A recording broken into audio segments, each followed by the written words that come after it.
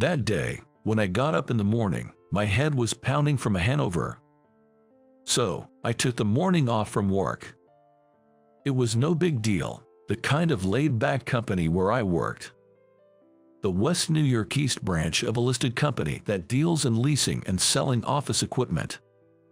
Whether it's located in the West or the East, it's confusing, but internally it was sarcastically referred to as the tax avoidance branch.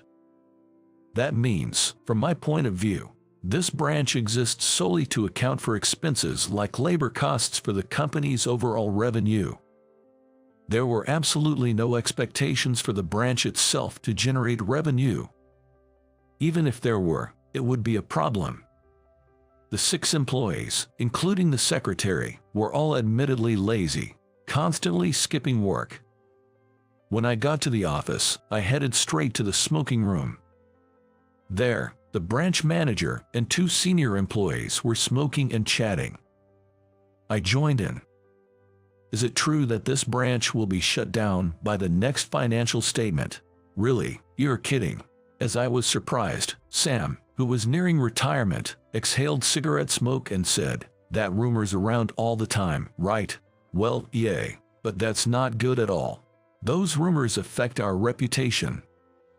Everyone else burst into laughter at the manager's words.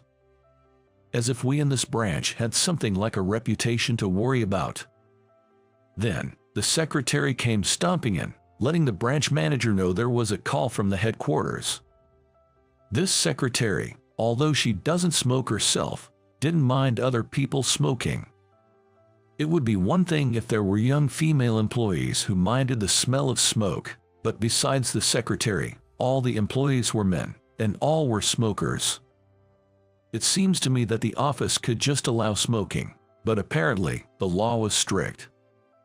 The branch manager extinguished his cigarette and went to the office, and we followed him. He was making a troubled face while taking a call from headquarters. After ending the call, he slumped into his chair and, slapping his cheeks with both hands, said, "This is not good. We're in trouble," and turned to us. Apparently, for 1 week starting next week, a female employee from headquarters, who directly reports to the CEO, will be coming to our branch for training. And this female employee is none other than the CEO's daughter. She's young, the CEO's daughter. Maybe 25 or 26. Hearing that, we men were buzz. We looked at each other's faces and grinned, stretching our noses. "Steve, I need you to take care of her." I was tasked by the branch manager to be the guardian of the daughter. Though my heart leaped at the prospect of being around the young CEO's daughter, I was also half worried. Why on earth would she want to come to a place like this for training? To learn how to slack off at work? It just didn't sit right with me. The first day the CEO's daughter arrived. Normally, the employees' faces, which seldom all appeared even after the start time, were lined up 15 minutes early on this day. Everyone was restless and uneasy, spraying deodorant on their suits, swishing mouthwash in the restroom sink, and frantically trying to get rid of the smell of cigarette smoke. "My name's Sarah. I'll be with you for a week." Sarah quickly bowed her head, her chestnut-colored long hair tied up. Her sweet scent of shampoo wafted. She was quite a beauty, with large double-lidded eyes and a youthful allure in the air. I felt the strength of will in the way she stared at me. "I'll be taking care of the training. My name's Steve. I'm the one who is bothering you for training. Please drop the formalities." The daughter seemed more feisty than I thought she would be. As I began explaining to Sarah about the sales area of our branch and the current customers, the branch manager, followed by Sam, and then the other 2 men, as if they'd arranged it, got up and slowly headed to the smoking room along the wall. Even the non-smoking secretary followed after them. I really wanted a cigarette too, but I held back and continued to attend to Sarah. In the afternoon, I drove Sarah around to visit customers in the company car. Sarah, possibly nervous, kept her lips sealed and stared straight ahead. "You don't need to be so tense. These are our regular customers." My words were met with a slight nod from Sarah, still facing forward. "I hope the car doesn't smell like cigarettes." I sniffed around, only to smell Sarah's sweet shampoo, not cigarettes. I glanced at Sarah and saw her kneecaps peeking out from her skirt. I was taken aback. Focus on driving." "Hello there, Brown Office Equipment. Here for your regular inspection." The first place I took Sarah was a longtime client, where we leased multifunctional copier. A familiar lady greeted us, sarcastically saying, "You didn't come last month either. This is not a regular inspection, it's an irregular one." I thought our slacking off had been discovered and quickly glanced at Sarah's expression. She was staring emotionlessly ahead.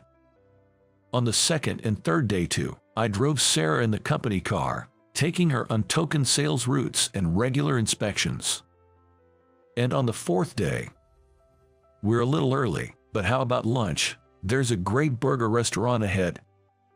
Sarah answered yes, but looked somewhat dissatisfied. Perhaps this young lady doesn't eat burgers. Sarah and I sat side by side at the counter of the restaurant. While waiting for the burgers, I searched for a conversation topic, feeling the awkward silence. When in doubt, talk about the weather. "The weather's good today, isn't it? It's cloudy, though." The atmosphere became even more awkward. Then, "Can I ask you something? Don't you do any door-to-door sales?" Sarah asked me. Waving my hand in front of my face, I said, "Rarely. It's usually a waste of time." "But isn't it great in sales if you get one deal out of 10 attempts?" "Well, people say that, but it's a hassle, isn't it? It's best to handle work safely without any highs or lows." Sarah reacted to my casual remark, giving me a sharp glare. I looked away, and just then the burgers were served. Nice timing. I picked up my burger and bit into it. However, while we were driving after lunch, Sarah brought up the conversation again. "Without any highs or lows means neither good nor bad, right? What does handling work safely mean? Does it mean doing nothing?" Her words were sharp. I wondered what had rubbed her the wrong way. "Is your job really that fun? That's impressive. Are you satisfied every day?" To me, that kind of life is the worst. I was also ticked off by that.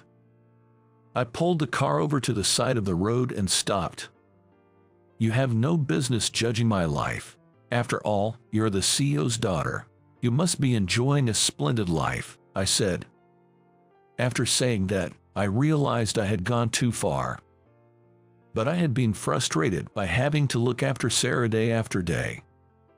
Even though I had gotten carried away, I felt like I had let it all out and felt refreshed. Suddenly, Sarah covered her face with both hands and began to cry out loud. Making a woman cry in the car if someone passing by saw it, there's no telling what they would think. I looked around in a panic. "Hey, I went too far, I'm sorry." Then an unexpected response came from Sarah. Daughter, the CEO's daughter. Everyone says it, but I'm a human being too. I still don't know anything about the world." Sarah choked on her words at that point. I bought bottles of water at a gas station and returned to where Sarah was sitting in front of the park's fountain. "I made you slack off because of me," said Sarah. "It's the usual thing, slacking off. Oh, I might get scolded again." When I handed her the water bottle, Sarah bowed her head slightly. "I graduated from college 4 years ago and joined my father's company," she said. Sarah had tried job hunting but hadn't received the offers she hoped for. Her father told her if she wanted to work, she could work at his company. My father said that since I'm a woman, any job would do. It's just a seat warmer until I get married. That's what he told me. That was truly old-fashioned thinking. I had only known him from the company's entrance ceremony and a few speeches he gave throughout the year, but I hadn't realized he thought that way. Sure, the company brochure had a picture of the smiling CEO with the words, "We support women in their careers," but still. My title as the CEO's assistant is just a fancy title, but there's a separate secretary, and there's no real work for me. Sarah even went so far as to say that her current situation was akin to being kept in a gilded cage. Then, about 10 days ago, she spoke her mind to her father. Her father, who is the CEO, replied that only a small number of people are doing what they love. Most are doing jobs they don't want to do for the sake of money or living. My father said, "If you think it's a lie, you can look at our tax avoidance branch," he said. That would be our West New York East branch. According to Sarah, the employees at the West New York East branch, including me, are considered to be useless dropouts who are good for nothing but tax avoidance. I couldn't believe what my father said, so I wanted to see for myself. "So I came to watch you all work under the guise of training," she said. And sure enough, as her father had said, we were lazy people without a hint of passion or motivation for our work. That night, I was thinking back to what Sarah had confided in me during the day. Some adults often ask silly questions like, "What do you want to be when you grow up?" or "What's your dream for the future?" to small children. I had always felt uncomfortable with such questions. I also hated the phrase of dreams come true. What you want to be in the future is not a dream, but a goal. And the goal is not something that just happens. It's something you make happen yourself. I thought about that and reflected on my current self. Dream, goal. I seem to have left both behind a long time ago. I had heard another serious talk from Sarah the day before. Our West New York East branch was really going to be shut down this time. I told everyone while puffing on a cigarette in the smoking room. "So, we're getting fired?" "Well, I don't know about that." I answered my coworker's question. "But even if we get transferred somewhere else, we still have to work properly." My manager patted the sighing coworker on his shoulder and said, "Don't say that now." Sarah's last day of training. Headquarters has a project they want to know if we can get a contract for. Several sales attempts were made, but we were totally ignored. So, we'd given up and left it alone. I somehow thought of taking Sarah to that sales there. "Yes, definitely." Sarah, with wide, round eyes, nodded vigorously. "Oh, it's you." The client looked at me with a disgusted face. "You only show up when we've forgotten about you, and you ignore our inquiries." "I'm very sorry." I bowed deeply, and Sarah bowed with me. "Who is this?" "I apologize for the delay. My name is Sarah, and I'm in training." Sarah handed over her business card, and the client stared at it intently. "Your name is Sarah?" Sarah nodded slightly, her face downcast. "She's the CEO's daughter." The client's attitude changed dramatically at the appearance of the CEO's daughter herself. I opened the materials I brought, and Sarah enthusiastically explained them. Seeing Sarah's fervor, I felt my own heart warm. And at last, we secured a major lease contract with them. That evening, we had Sarah's farewell party, doubling as a celebration for the big contract, at our favorite bar. Everyone ordered their favorite food and drinks, and the alcohol was flowing nicely. But she's really something, the CEO's daughter, closing a deal on her first visit, one we've been trying to get forever. Sarah bashfully looked down. But I was angry at the manager's insincere but harmless words. "That's not correct." I raised my voice involuntarily. Everyone looked at me with question marks above their heads. Well, sure, it might have helped that Sarah was the CEO's daughter, but her presentation was excellent. That's why we got this job. I was passionately defending my stance, and everyone was watching me, still with question marks. I chugged the last of the whiskey and soda left in my mug and gulped. The next day, she came to say thanks for taking care of her for the week. "Steve, I said some rude things to you." "No, it's my fault." I bowed to her as she left, then quickly ran after her. I told her that from now on, I would break away from merely going through the motions at work.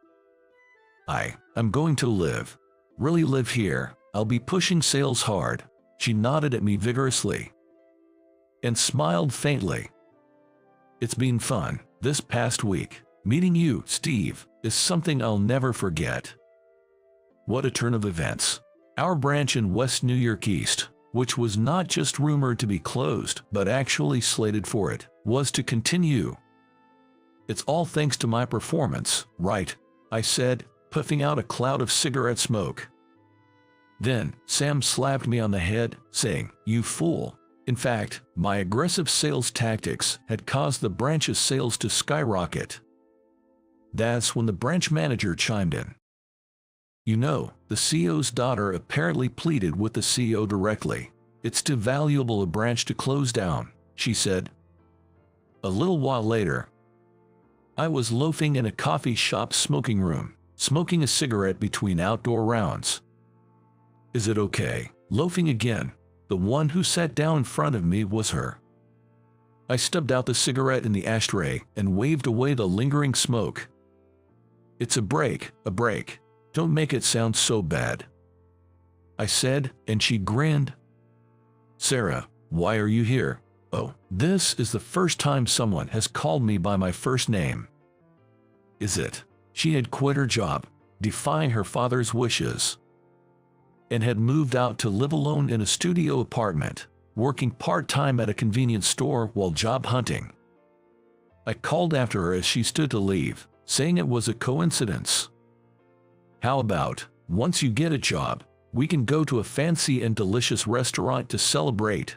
At my invitation, she puffed out her cheeks in mock anger. "A job celebration, is that all?" I froze in surprise, and she smiled warmly. Then she waved goodbye, and I watched her walk away with a brisk step. How did you like it? Subscribing to the channel will encourage production. See you in the next video.